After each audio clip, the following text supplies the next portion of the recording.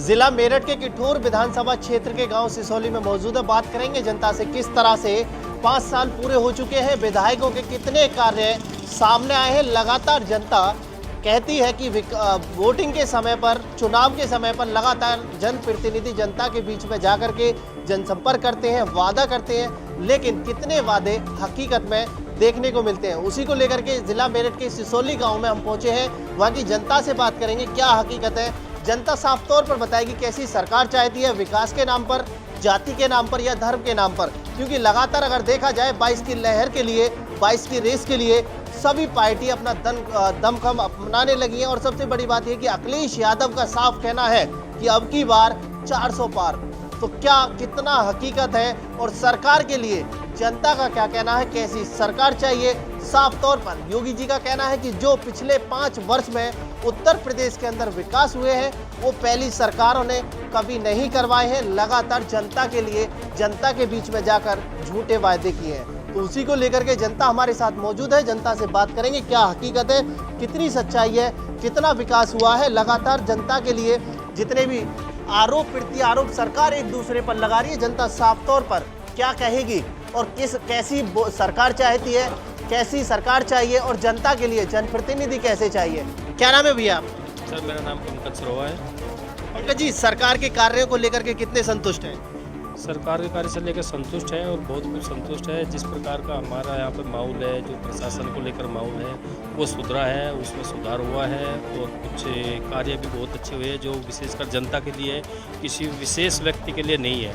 उन सब को लेके संतुष्ट है, बहुत संतुष्ट है और हम कामना भी करेंगे कि आगे भी ये सरकार आएगी। देखिए, क्षेत्रीय विधायक की बात की जाए तो क्या आप संतुष्ट हैं? लगातार विकास को लेकर के क्षेत्रीय विधायक जनता के बीच में सुर्खियों में रहते हैं, सतवीर त्यागी, उनको लेकर के आपका क्या मानना है?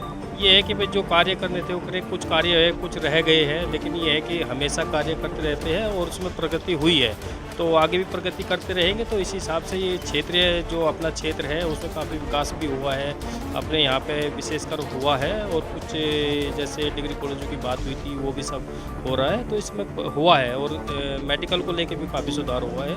देखिए, कोरोना काल को लेकर के अगर बात की जाए पंकज जी, तो क्या कहेंगे, कोरोना काल में जनता जितनी परेशान रही थी, क्षेत्रीय विधायक ने कुछ मदद की या नहीं की? क्योंकि कोरोना काल के अंदर अनेक सुविधाएं गरीब जनता तक और गांव के लिए मिली थी, क्या वास्तव में धरातल पर मिल पाई है या नहीं? नहीं, ये है कि देखो कोरोना काल में जिस हिसाब से महामारी आई थी उसको कंट्रोल करना भी एक बहुत बड़ी बात थी अपने आप में ही।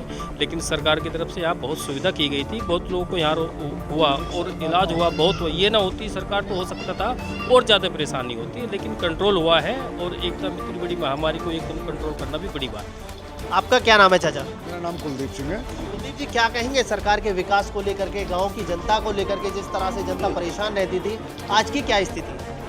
1.5 साल से लगभग कोरोना है, इस बीच में कुछ कार्य रुके हैं लेकिन बहुत अच्छा विकास हुआ, बहुत अच्छा विकास हुआ। हमारे क्षेत्र में सड़कें भी बढ़िया हुई हैं, बिजली घर भी हुए, लगभग देहात में 18 से 20 घंटे बिजली मिली है। इससे 4 साल पहले हम हर साल छोटे से छोटा किसान भी 8 से 10 हज़ार रुपये का डीजल फूंक देता था अपना सीजन में, गर्मी में, लेकिन कोई डीजल की जरूरत नहीं, ट्यूबवेल बंद रहे हैं।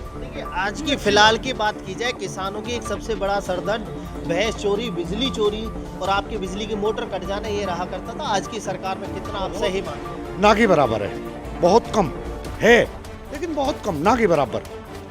बहन बेटियों की सुरक्षा की बात की जाए तो आपका क्या मानना है, गांव के अंदर क्या स्थिति है? देखो, बहन बेटी की सुरक्षा की जहाँ तक बात है उसमें सरकार कुछ नहीं कर सकती। एक मिनट, उसमें हमें समाज को जागरूक होना पड़ेगा। हमें दूसरे की बहन बेटी को भी उसी नज़र से देखना पड़ेगा जैसे हम अपनी को देखते हैं। समाज का दायित्व है उसमें। जब तक तो आप क्षेत्रीय विधायक से संतुष्ट है कार्यों से लेकर? तो संतुष्ट, जहाँ तक संतुष्टि की बात है, संतुष्टि है।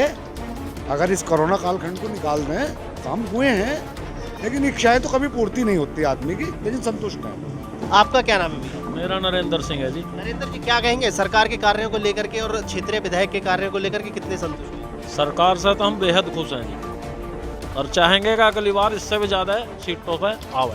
देखिए, लगातार महंगाई बढ़ रही है, किसान परेशान है, इसमें आपका क्या मान? इसमें सरकार का कोई दोष ना है, सरकार गल्ला भी तो फ्री बांट रही है, किसानों को इतना मिल रहा है, जो बड़े जमींदार हैं वो तक भी ले रहे हैं। सरकार बहुत अच्छा काम कर रही है और अगली बार भी आए। लगातार डीजल पेट्रोल के दाम बढ़ रहे हैं, जनता का बुरा हाल है और आप कह रहे हैं कि किसान भी खुश है इस चीज़? डीजल के, पेट्रोल के, गैस के दाम बढ़ रहे हैं, पर सुविधा तो मिल रही है। कोई चीज़ हमें ना मिले और वो मंदी हो जाओ, और उसका क्या है बताओ। महंगी भले ही है कोई चीज़, पर हर वक्त और हर 24 घंटे मिल रही है, इससे किसान संतुष्ट है। क्षेत्र के किसानों की बात की जाए, गांव की बात की जाए, तो क्या मानते हैं गांव के अंदर जिस तरह से किसानों को लाइनों में लगना पड़ता था, फिलहाल क्या जो यूरिया खाद की व्यवस्था है समय पर हो रही है? समय पर हो रही है जी, यूरिया डाई सब समय पे मिल रही है। और सरकारों में तो जो गेहूँ बोवे तो जब डाई ना मिले, जब यूरिया मिले, और जब यूरिया की जरूरत रहे भी जब डाई मिले, अब समय पर सब चीज़। क्या नाम है चाचा आपका? नाम हमारा है तो मामचंद। मामजंती, क्या कहेंगे, सरकार कैसी चाहिए? विकास के नाम पर, धर्म के नाम पर, या फिर कैसी सरकार चाहते हैं आप? काम तो चल रहा है, काम तो चल रहा है। हाँ, महंगाई को कह सकते हैं, हाँ महंगाई बराबर बढ़ रही है। देखो कुछ कोई किसी हिसाब से, कुछ महंगाई से परेशान है इस सरकार? इस सरकार ने महंगाई का हिसाब किताब जो है वो करा है। और जैसा सुनने में आता है, लोन माफ़ होगा, फलाना माफ़ होगा, जो बंदा देता चलाता उसके लिए क्या है, उसके लिए क्या है? या तो लोन माफ़ नहीं होना चाहिए, और हो तो जिन पे आज लोग कोई हिसाब किताब नहीं हुआ, बिल का नहीं हुआ, वो नहीं हुआ, उसे साले कुछ छूट नहीं। तो आपका साफ कहना है कि निष्पक्ष तरीके से यहाँ पर काम नहीं हो? इस जगह निष्पक्ष चलता, या तो होवे नहीं, या तो होवे नहीं, होवे तो सभी को उसे भी तो मिलना चाहिए। जो सूत्रा आधार पर अपने पेट काट के दे दिया है, वो तो समय पे दे दिया, और साले कुछ नहीं। तो क्या मांग करेंगे, कैसी सरकार चाहते हैं आने वाले 2022 के चुनाव? सरकार को तो मानते हैं, तो थोड़ा काम सही कर रही है। अब रही कोरोना की, अस्पताल की, भाई चलो उनके मोदी के या योगी के डर से कर रहे हैं, किस काम कर रहे हैं उस बात को तो हम कह नहीं सकते। काम कर रहे हैं, बाकी आम तौर से आदमी चला जाता तो उसको फिर भी जुकत हुआ। मतलब आपका साफ तौर पर कहना है कि सरकार के दबाव में काम कर रहे हैं, लेकिन उसके बावजूद भी आम जनता के लिए परेशानियों का सामना करना पड़ रहा है। करना पड़ जाता है। आपका क्या नाम है भैया? सर सचिन शर्मा नाम है मेरा। सचिन जी, क्या कहेंगे, सरकार के कार्यों को लेकर के कितने संतुष्ट हैं? सर मैं पूरी तरह संतुष्ट हूँ। क्षेत्रीय विधायक को लेकर के कितना संतुष्ट हैं आप? क्या कुछ काम करवाए हैं गाँव के? जी सर, क्षेत्रीय विधायक के बारे में थोड़ा सा असंतुष्ट भी हूँ मैं। 90% संतुष्ट हूँ वैसे तो, लेकिन विधायक जी ने भी पूरा विकास करा है।